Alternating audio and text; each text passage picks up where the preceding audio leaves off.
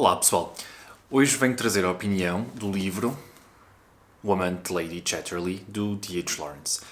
Esta é uma edição que eu já tenho há algum tempo, pertence à editora Relógio d'Água, nesta chancela deles, clássicos para leitores de hoje, que eram livros que andavam ali entre os 7,5, 12,5 euros, que infelizmente tiveram um aumento de preço recentemente. Enfim, tudo para dizer então que já tenho esta edição há algum tempo e que já morava nas minhas estantes e o que eu ansiava então ler. Pertence então a esta coleção e é o número 6, ok? Eu do Lawrence, penso que já disse no último vídeo, tinha lido o livro Filhos e Amantes antes da criação do canal. Um livro que nós temos cá em Portugal editado pela Dom Quixote, com esta capa. Depois vou inserir aqui no vídeo, tá bem? E foi um livro do qual eu gostei bastante.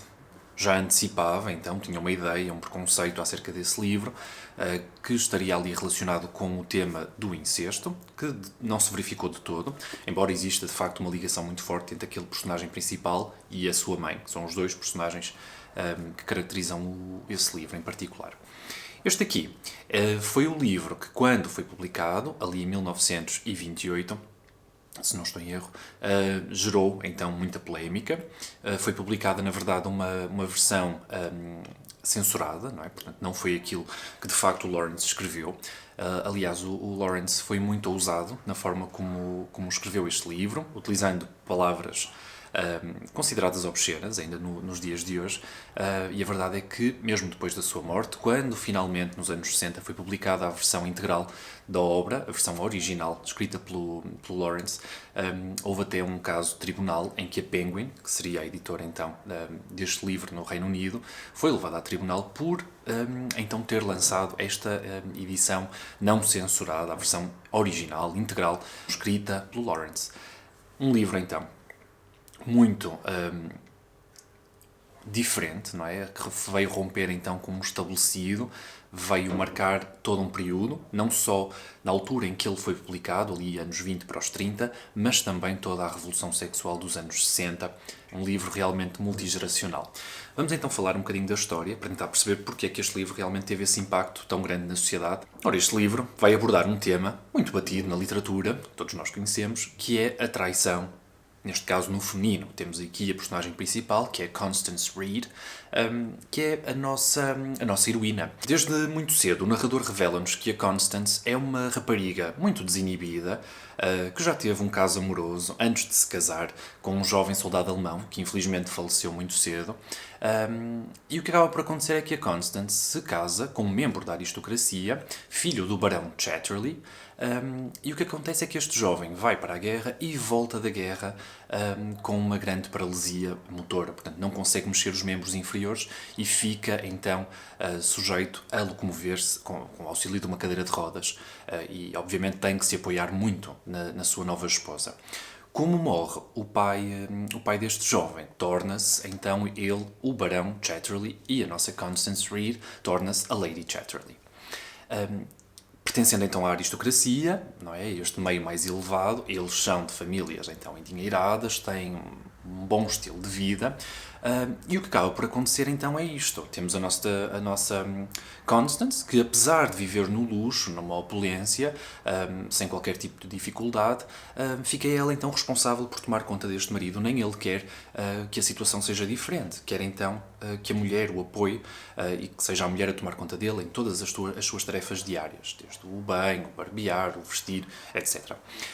O que é que acaba por acontecer? A Constance vê-se então neste papel de quase enfermeira do marido e isto vai deixá-la um pouco deprimida. Existe depois aqui sempre o dilema. No livro isto fica muito aparente, não é? Tanto é que eles têm uma conversa muito franca e isso também depois acaba por se verificar no filme, que eu já comento um bocadinho mais tarde, que é o facto de a Constance não poder engravidar do marido, não é? Pressupõe-se então que o marido com os ferimentos que teve, não é? Com a lesão que ficou, realmente é incapaz de engravidar. No entanto, o marido, percebendo aqui esta sua limitação, não é? E de certa forma querendo toda a sua dinastia, digamos assim, se perpetue no tempo, sonda a própria Constance e urge-a, não é? E de certa forma instrui-a dá-lhe a liberdade para ela se poder engravidar de outro homem. Isto à Constance não é visto talvez com a leveza que o marido se calhar supõe, não é? Ela fica um pouco arreliada com esta sugestão. Aqui a grande preocupação da Constance é que ela realmente não tem qualquer tipo de conexão física com o marido, e isso no próprio filme fica muito patente, mas ainda mais no livro, que realmente explora todo esse tópico. O que é que acaba por acontecer? Eu também não quero revelar assim tanto. O que acaba por acontecer é que existe um homem na sua propriedade, na propriedade de Rugby, que é o guarda-caça, que realmente tem como papel proteger toda a propriedade, todos os terrenos de caçadores furtivos. E a Constance vai se envolver com este homem. E vai ser uma relação muito física, muito carnal ao princípio, mas que depois vai ter a sua evolução e o desfecho, obviamente, não vos vou aqui explicar. De certa forma, é interessante a ironia, não é? Deste homem desempenhar uma função que é proteger a propriedade de caçadores furtivos, mas depois vai ser o homem responsável pela ruptura deste casamento, caçando, entre aspas, a mulher do seu patrão. É um livro muito bem escrito, com momentos muito engraçados.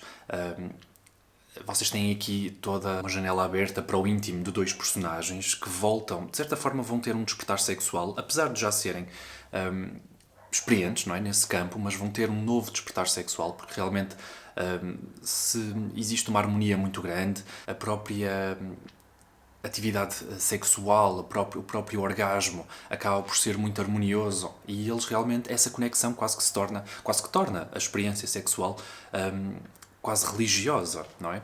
E é isso que o Lawrence depois vai abordar sem pudores, sem qualquer tipo de pudor. Portanto, só para dizer que eu gostei muito, para as pessoas que realmente se importem com finais em aberto, este livro tem um final em aberto. Ele termina com uma carta. Não vou revelar mais. Fica ao vosso critério. Que fim é que o Lawrence realmente gostaria de dar a estes personagens? E eu creio que até seria um final feliz. E o realizador do filme realmente teve a mesma opinião. Mas já então já vos conto. Portanto, só para dizer então que eu gostei bastante deste livro. Coloco ali a par então do Filhos e Amantes. Em termos de qualidade. É um livro mais fácil de ser lido, eu diria. Ao mesmo tempo, é um livro que é aparentemente simples, mas que realmente demonstra toda uma complexidade de temas, porque não é uma simples traição. Ela depois tem a oportunidade para trair o marido com outros homens, e se realmente fosse só isso, não é? Se fosse só esse ímpeto, quase esse instinto natural, não é? Para trair o marido, não é? Ou se realmente ela estivesse à mercê dos seus apetites sexuais, teria sido com qualquer homem, e não é isso que se verifica. Portanto, ela realmente está apaixonada, existe aqui um amor, mas que é um amor que se envolve também com todo o aspecto sexual, que é o que de facto acontece na vida real, não é? Não estamos a falar de amores platónicos, muitas vezes é isso que nós temos acesso pela literatura, especialmente assim livros um pouco mais antigos, é que o sexo fica omisso, não é?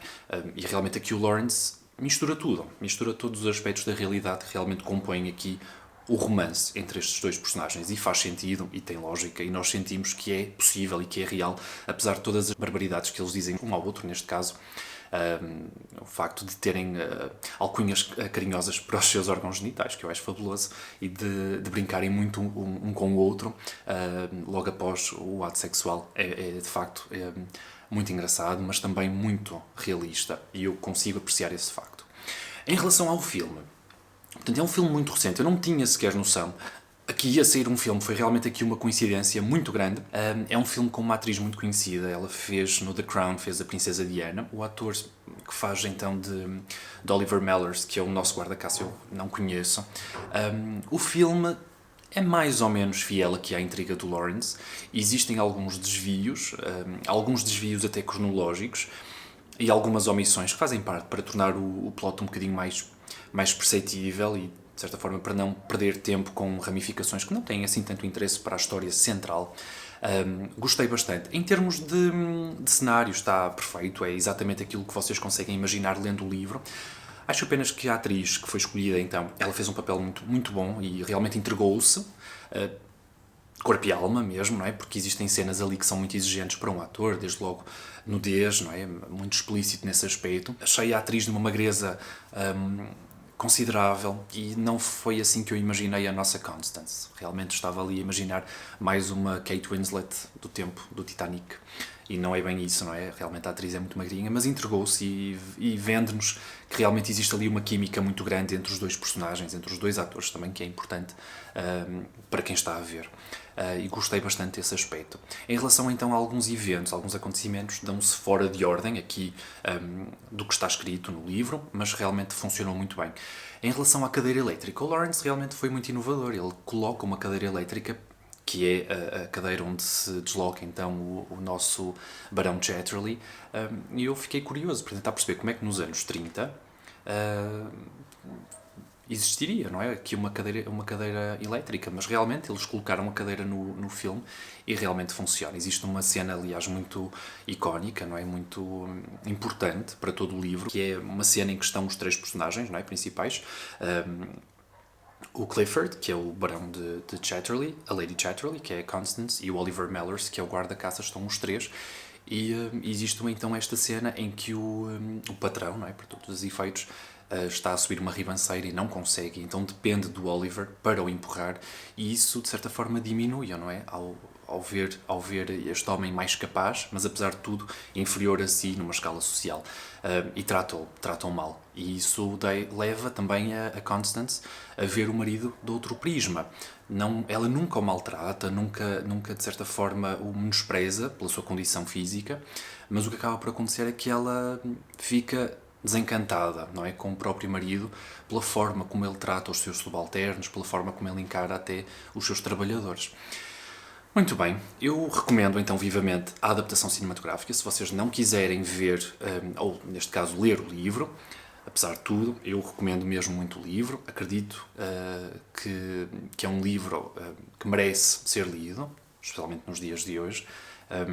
É um livro que então aborda muito o tema da liberdade sexual, mas não só, do complemento do amor com o desejo, com toda esta realização carnal, sexual, que realmente é importante para uma relação íntima. Do Lawrence tenho interesse então em ler mais coisas. Existem então Mulheres Apaixonadas, que eu por acaso não tenho nas estantes. Existe também o Arco-Íris, que conto arranjar em breve. Tu tens? Pronto, então se tens de trazer. Conto então ler mais do Lawrence, tenho mesmo muita curiosidade. Quando o Lawrence morreu, o Ian Forster disse que ele era o maior romancista dos seus tempos, portanto, talvez seja verdade. E tenho mesmo muita curiosidade. Se viram o vídeo de leituras em andamento, eu realmente estou com vários livros, portanto não faz sentido começar outro. Hei de continuar com um destes e depois trazer a opinião aqui para o canal quando tiver terminado. Vemo-nos então no próximo vídeo. Tchau, pessoal!